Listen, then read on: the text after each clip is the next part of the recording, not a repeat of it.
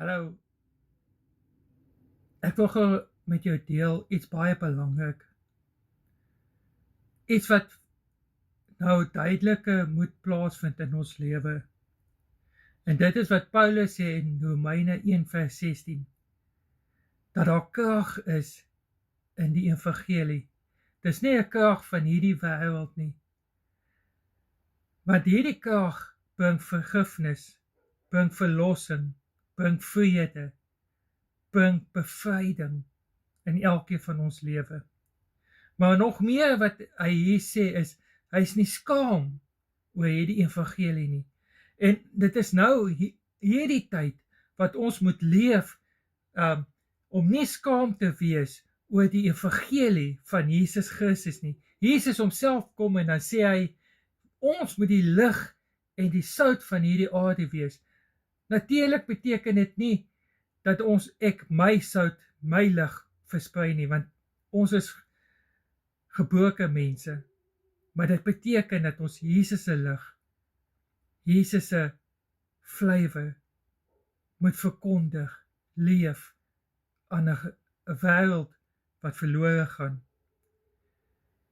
Want jy sien, waar sout en lig kom, bring verandering. Die lig verdryf die duisternis.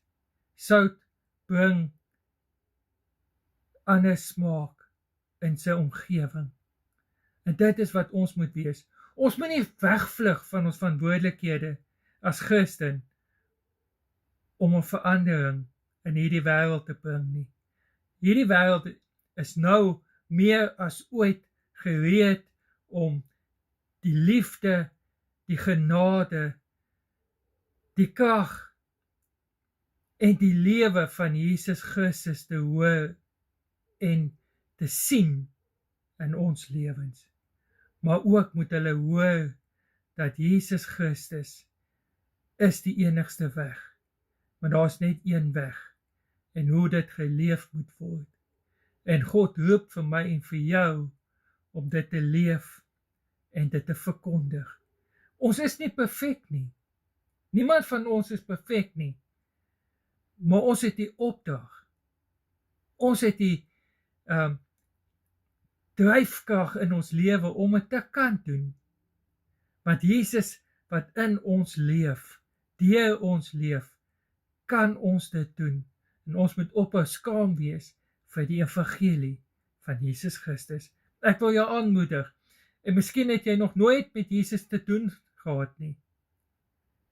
Wil jy nie hom ontmoet nie, want hy is die enigste weg. Hy het na hierdie aarde toe gekom, gesterf vir my en vir jou, opgestaan, sodat daar vir my en vir jou lewe kan wees. God bless.